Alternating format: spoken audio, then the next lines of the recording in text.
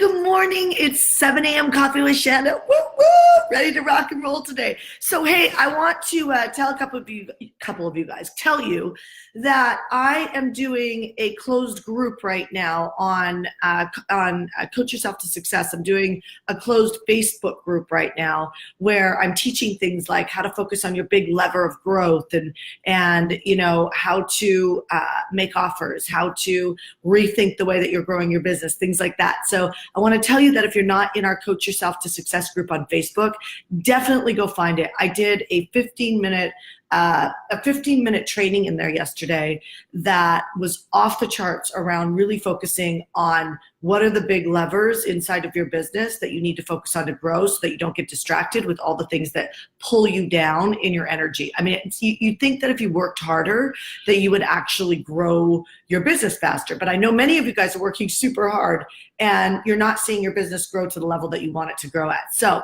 that's about focusing on your big levers. So this is my big levering. So go find the Coach Yourself to Success group on Facebook. Super, super, super, super high value coaching and training. So Coffee with Shanda, if you're new to Coffee with Shanda, this is where I basically just help entrepreneurs or people who are in corporate America really just boost their day to be more productive. Today is going to be more heavily focused on just entrepreneurs because I want to talk to you about how do you increase your income. Well, actually, I could talk about that in corporate too. I wasn't planning on it, but I can share a piece on how I increased my income in corporate as well. Okay, so actually, I'll start there. The way I've always been able to increase my income, whether it's in corporate or in my own company as an entrepreneur, has had everything to do with vision and packaging and performance. Vision, packaging, and performance. So for instance, if you are working in a company and you're a major change maker or you're not a major change maker inside of a company, then you want to become what's called a linchpin. A linchpin is basically somebody who sets a vision to create something. They perform in a way that they create the results, and so therefore they are a monetized team member. So as an entrepreneur, you want to monetize yourself, which I can tell you there are many, many entrepreneurs that don't monetize themselves. Look in your bank account. If your bank account is not overflowing and you're putting in a lot of time in your business, that means you're not monetizing yourself to the level that you want to. So a lot of people want to hire support, but they're still not monetizing themselves. So what are some of the things and ways that you do that? Well, I just had a client that is on here, Christina. Christina, you can actually type in like your results when we made a small tweak inside of your business. I think you did $100,000 like that, right? You know, you can literally look at what are some of the goals and aspirations, your vision, this is connected with vision, that you have for your business, and are they big enough? My experience, even with myself, is I will often pick goals that are I know they're going to take work to get there, but I know that I can hit them. And what you want to do if you want to have these huge supernatural growths in your business, you want to set goals and aspirations that are much bigger than you can actually see how to get there.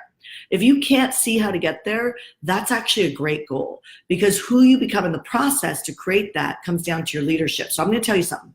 Your direct success comes down to your leadership. This is actually empowering because you can do something about this, right? It's like, think about, I have a client who I was Voxering with early this morning, and she's got an event coming up and she's doing sponsorship for the event.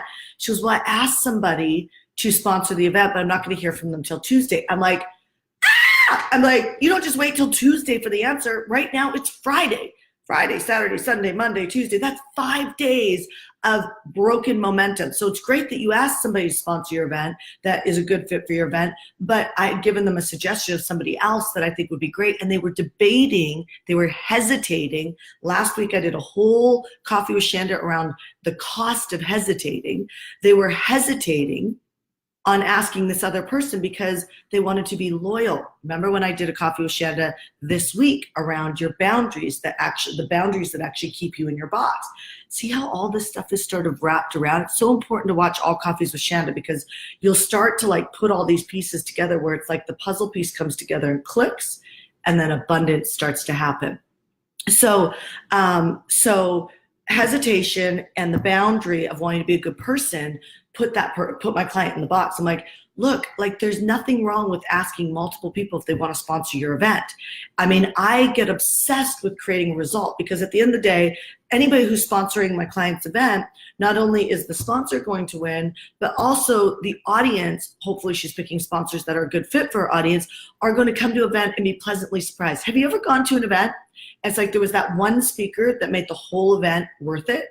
Yes? Have you ever had that experience? I have.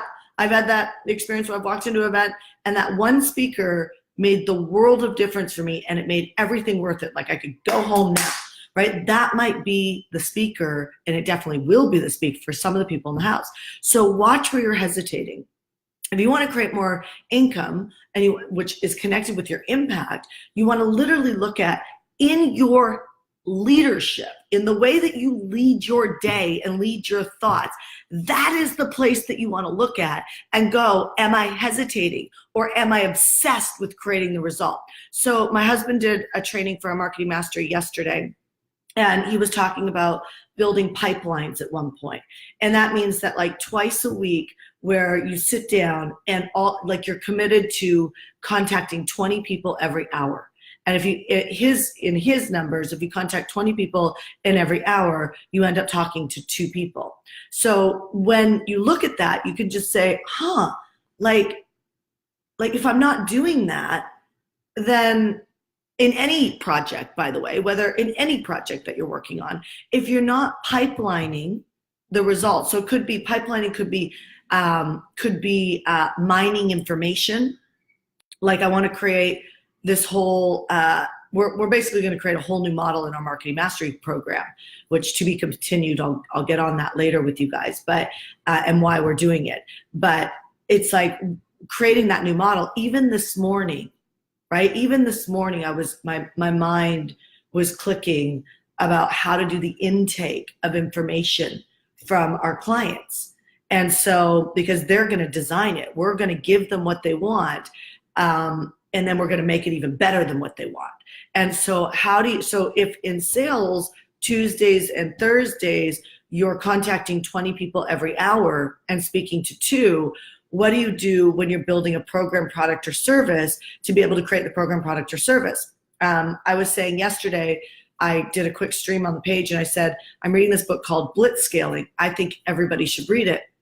I'm actually done now. Deidre, done now.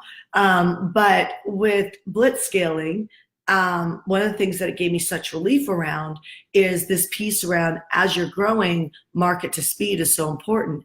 Now, there's many reasons for that because somebody else can get to market quicker, but there's also the conversation of every great idea wants to land and have a host to deliver it. You know, Brene Brown talks about that in one of her older books, and I think it's so true. There's nothing. I think everybody's had the situation where you had an idea about something, then you met somebody who actually did it, right? And my friend had an idea about Orange Theory, and then Orange Theory actually came out and did it. And the only difference is one person hesitated and made their idea like unvaluable and didn't put the effort into it. And so what happened is Orange Theory grabbed that idea and built it out, but their leadership was aggressive. And so here comes my little guy. Come here, Zach, come say hi. You can come up and say hi. Okay, here he comes. So my point in sharing this with you is that I'm constantly trying to hone in on my day and become more productive, less hesitant, and make things happen. Are you naked? I don't know how I feel about you on live naked. Come here. Come here. Come here. Say hi. Hi, baby. What do you say? Hi, baby. Hi, baby.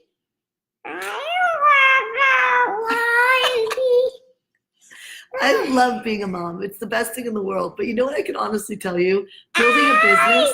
Hey. Somebody's gonna get mad at me for doing that to you. They're gonna be like, you're hurting your child.